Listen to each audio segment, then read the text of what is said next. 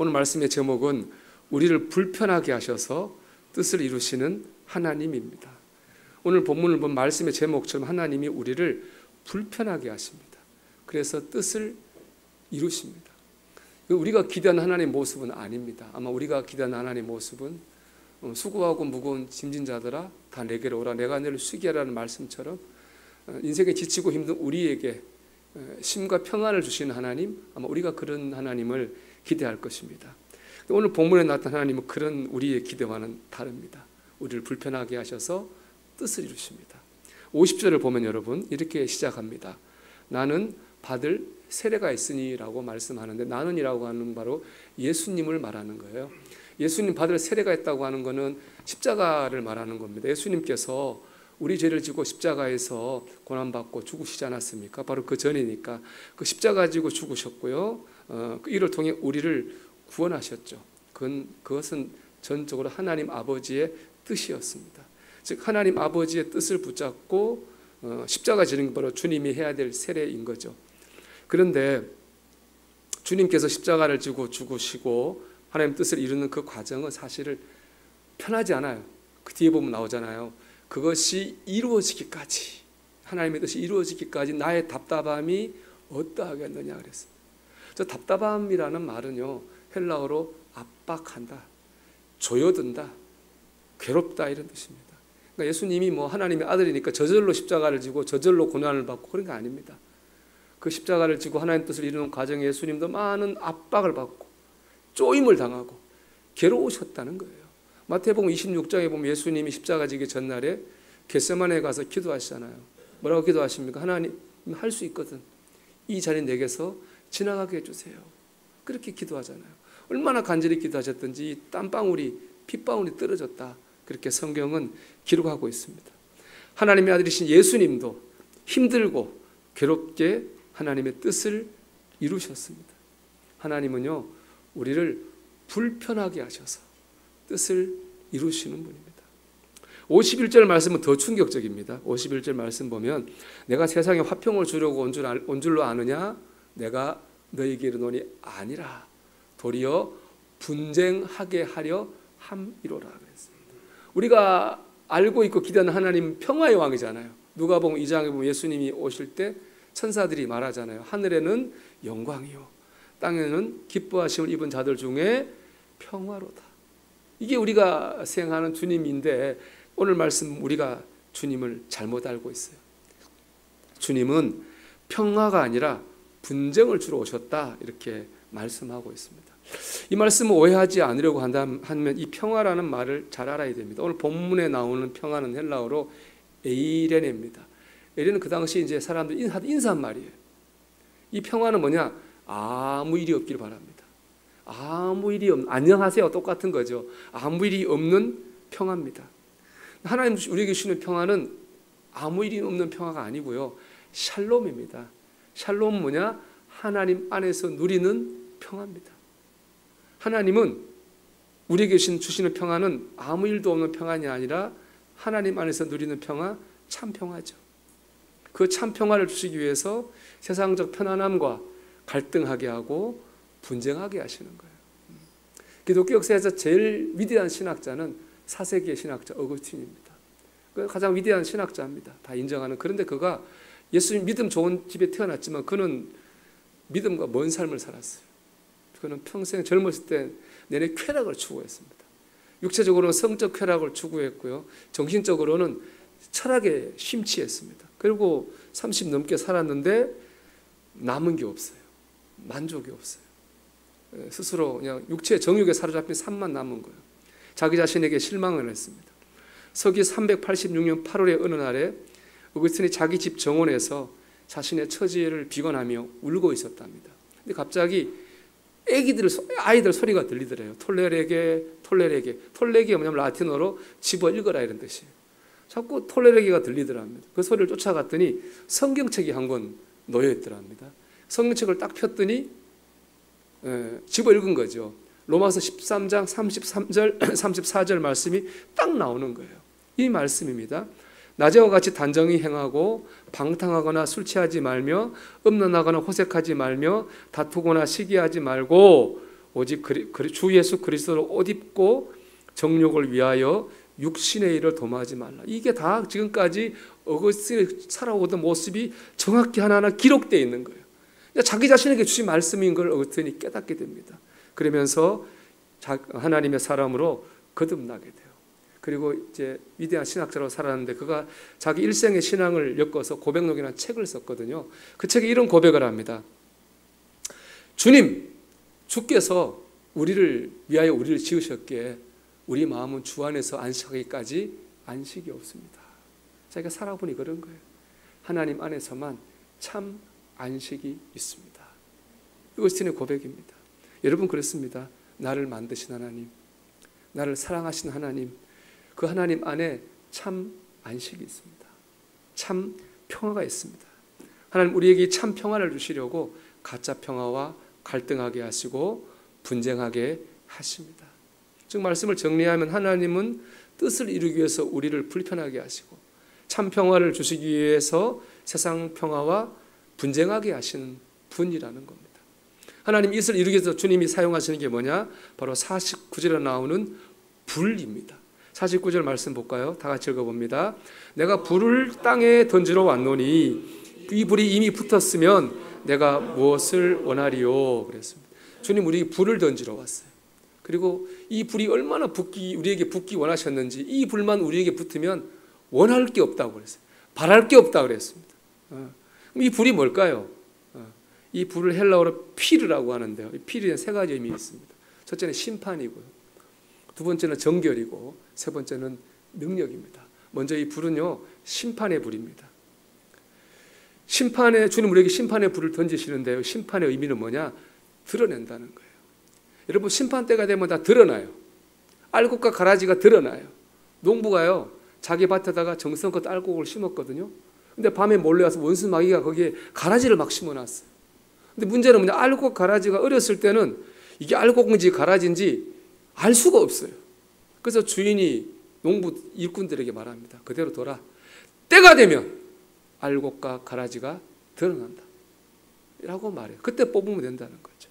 그렇습니다. 심판의 불이 내게 임하면 내 안에 모든 것이 드러납니다. 내 안에 있는 알곡도 드러나고 내 안에 있는 가라지도 드러납니다. 여러분 우리는 완전하지 않잖아요. 우리 안에 가라지가 있습니다. 다듬어지지 않은 인격과 성품, 자녀나 재물이나 지나친 집착, 고집, 잘못된 습관, 우리 가라지가 있는데 이게 평상시에는 잘 드러나지 않아요. 언제 드러납니까? 심판의 불이 내게 임하면 그때 드러납니다.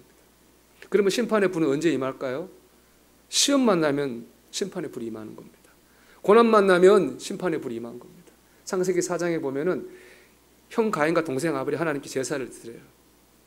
형 가인은 농사 짓는 사람이라 땅의 것으로 제사 드리고 아벨은 양 치는 사람이라 양으로 제사를 드렸거든요. 근데 하나님이 동생 아벨의 제사는 받으셨는데 형 가인의 제사는 안 받고 거절하셨어요. 왜 그랬을까? 학자들 간에 여러 의견이 많이 있습니다. 하나님이 채식보다 육식을 좋아하시나? 여러 의견이 있었어요.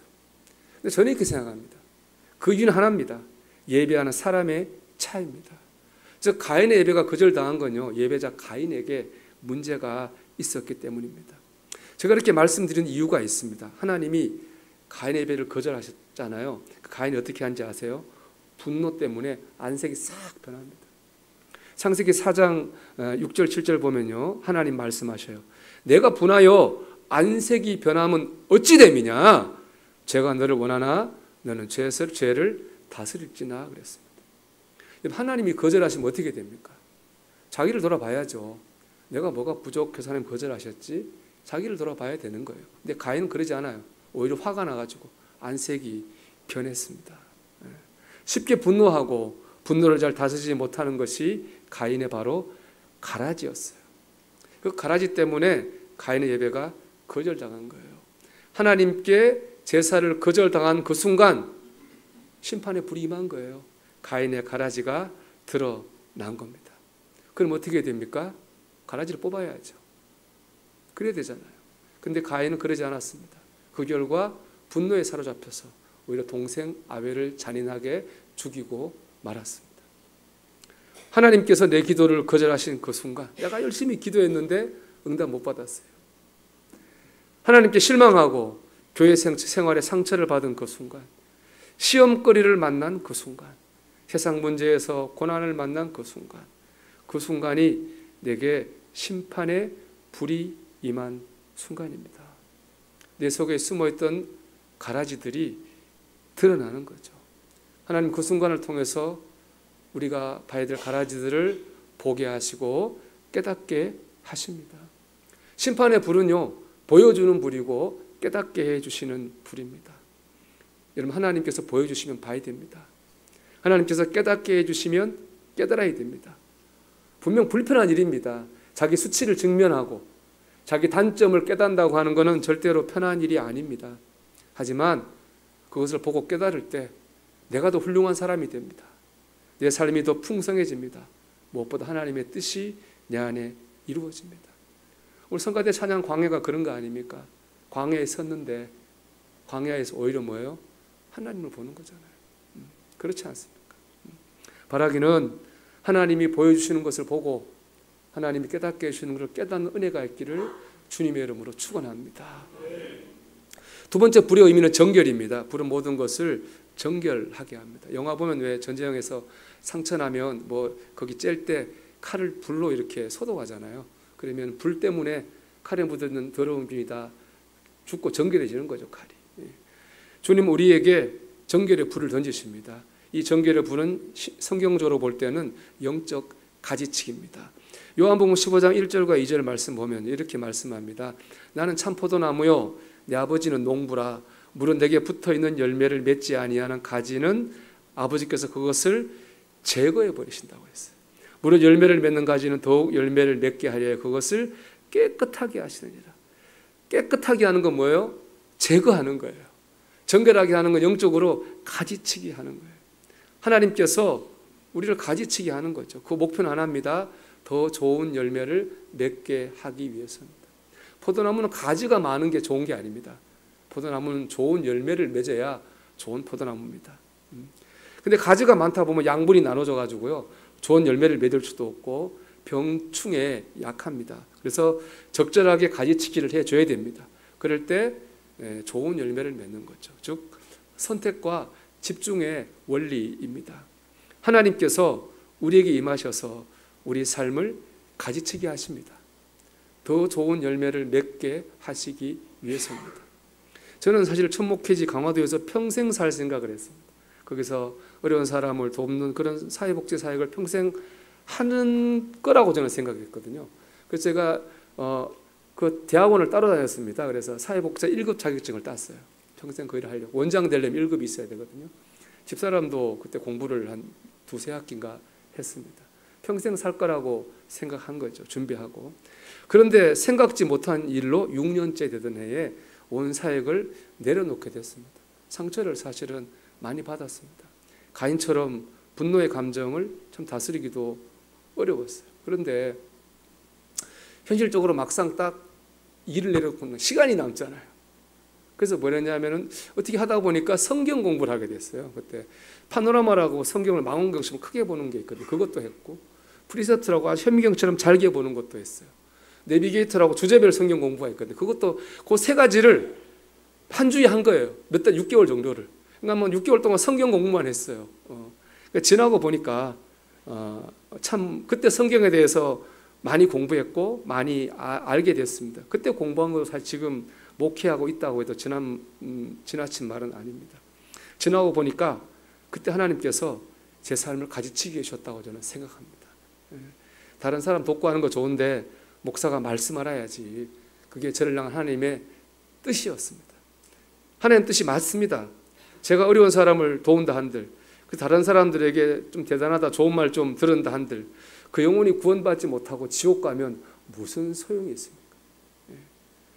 가지만 무성하고 열매를 맺지 못하는 포도나무에 불과할 뿐입니다. 말씀을 잘 전해서 그 영혼을 구원하는 길이 제가 집중해야 될, 선택해야 될 길이고 제 사명이죠. 여러분 노력하고 기대했던 이 뜻과 계획이 이루어지지 않아 실망하셨습니까? 낙심하셨나요? 믿음의 눈으로 보십시오. 지금 여러분에게 정결의 불이 임한 겁니다. 하나님께서 여러분의 삶을 가지치기 하고 계신 겁니다. 더 좋은 열매를 맺게 하려고 여러분의 삶을 인도하고 계십니다. 그러므로 실망하고 낙심될 때 더더욱 하나님께 집중해야 됩니다. 무엇보다 예배와 말씀에 집중하십시오. 신앙생활에 가장 소중한 것은 예배와 말씀입니다. 마르다 마리아 생각해 보십시오. 예수님께서 그 마르다 마리아 집에 갔거든요. 그때 마르다는 주님 섬긴다고 열심히 일했잖아요. 마리아는 주님 발밑에서 말씀 들었어요. 마르다 화가 나죠. 동생이 안 도와주니까. 불평했습니다. 주님께. 하지만 주님은 마르다 편을 들어주지 않았습니다. 마리아 편을 들어줬습니다. 마리아가 더 좋은 걸 선택했다. 봉사가 필요 없다는 말이 아닙니다. 봉사가 중요하지 않다는 말이 아닙니다. 이것은 주님 분명히 얘기했어요. 더 좋은 것. 우선순위의 문제입니다. 선택과 집중의 문제입니다. 우리가 신앙생활에 가장 우선순위에 들 것은 뭐냐? 예배와 말씀입니다. 하나님께서는 성도가 예배와 말씀에 집중하게 하시려고 세상적인 일을 막으시기도 합니다. 제가 딱 그런 거잖아요. 제가 그때 온 힘을 다했던 건 하나님 한순간에 아무것도 안 되게 하신 이유는 바로 말씀에 집중하라고 하신 거고, 저도 지나고 보면 참 그때 성경 공부 참 잘했다고 저는 지금도 그렇게 생각합니다. 하나님께서는 우리에게 예배와 말씀에 집중하게 하시려고 정결의 불을 던지시는 거예요. 여러분 실망되거나 낙심될 때 오히려 더 예배에 집중하십시오. 말씀에 집중하십시오. 분명히 그걸 통해 여러분 더 좋은 열매를 맺게 될 줄로 믿습니다. 마지막으로 주님이 던지시는 불은요, 능력의 불입니다. 사도행전 4장에 보면은 이제 베드로가 복음을 전하다가 감옥에 갇혀요. 그러다 이제 풀려납니다. 베드로가 그 성도들한테 와서 자기 그동안 일을 보고하고 같이 한 마음으로 기도를 합니다. 기도한 결과 이런 일이 일어나요. 빌기를 다음에 모인 곳이 진동하더니 무리가 다 성령이 충만해졌어요. 그 다음에요, 담대히 하나님의 말씀을 전하니라. 성령이 충만해지면요, 능력이 나타나요. 그 능력은 다른 능력이 아니고요, 담대해져서 하나님의 말씀을 전하게 되는 겁니다. 이 능력의 불은 확장성이에요. 그전에 나만 믿으면 됐거든요. 나만 믿으면 됐다고요. 근데 성령이 임하면요, 담대해져서 다른 사람에게 복음을 전하게 됩니다. 그게 바로 확장되는 거죠. 오늘 52절 말씀 보면 이 확장성 때문에, 하나님의 말씀 전해지는 것 때문에 분쟁이 일어나요. 심지어 가족들 간에 갈등이 일어나요. 좋은 거예요? 저는 이 말씀에 사실 큰 위로를 받았어요. 왜냐하면은 제가 누님들하고 참 잘 지냅니다. 우리 누님들이 착해가지고 딱 한 가지 얘기할 때 불편해집니다. 예수님 얘기에 불편해집니다. 누님 예수님 믿으세요. 교회 나가세요. 그러면 좀 어색해집니다. 누님 불편해지면 저도 불편합니다. 사실은 상대방이 불편한데 내가 신날 수 있습니까? 저도 다 불편하죠. 불편해지지 않으려면은 안 하면 됩니다. 예수님 믿으세요. 교회 나가보세요. 안 하면 다 편해집니다. 근데 그럴 수 없잖아요. 오늘 본문에 나온 것처럼 화평이 아니잖아요. 그거는 아무것도 안 일어나는 게 화평이 아니잖아요. 예수님을 믿고 구원을 받고 예수님 안에서 참 화평 누리는 게 진짜 화평입니다. 그래서 우리는 불편해도 전해야 됩니다. 불편하니까 모든 거 덮고 아무것도 하지 말고 우리를 불편하게 하셔서 뜻을 신 하나님 바라보면서 복음을 전해야 됩니다. 예수님은 십자가 졌잖아요. 나도 내 십자가를 지는 마음으로 불편해도 예수님을 전해야 됩니다. 대신 다른 일로 불편하면 안 됩니다. 가족끼리, 친한 이웃끼리 신앙 말고도 불편할 수 있는 일이 참 많습니다. 돈, 자존심, 상대를 배려하지 않는 잘못된 말과 행동, 이런 세상적인 일로 불편해지면 안 됩니다. 여기 보면 아버지와 아들이, 어머니와 딸이, 시어머니가 며느리가 다른 일로 불편해지면 안 되는 거예요. 오직 하나, 복음 전하는 일로 불편해져야 됩니다. 그러려면 우리 성령 받아야 됩니다. 세상적인 일로 화평하고 복음 전하는 일로 불편해지는 삶을 살려면 성령으로 능력 받아야 됩니다. 그래야 섬기고 희생하는 삶을 살아서 복음을 전할 수 있는 거죠. 그럴 때 우리는 참 화평이 만드는 사람이 되는 것이고 우리 가정에 참 화평이 이루어집니다. 여러분, 하나님은 우리를 불편하게 하셔서 뜻을 이루십니다. 심판의 불이 임할 때 불편해도 여러분 보여주시면, 깨닫게 하시면 보고 깨닫시기 바랍니다. 하나님 정결의 불이 임해서 가지치게 하시면 그냥 그거 내려놓으시기 바랍니다. 그걸 내려놓을 때 더 좋은 일이 생깁니다. 그리고 좋은 거는 말씀으로 깨달았으면 좋겠어요. 꼭 뭐 심판의 불이 사건으로 임하고 정결의 불이 사고로 임할 필요 없잖아요. 말씀을 통해 내 모습을 깨닫고 말씀을 통해 내가 내려놓을 수 있으면 그것보다 더 큰 복이 어디에 있겠습니까? 불편함을 통해 하나님의 뜻이 우리 안에, 우리 가정 안에, 세상 가운데 이루어지기를 주님의 이름으로 축원합니다.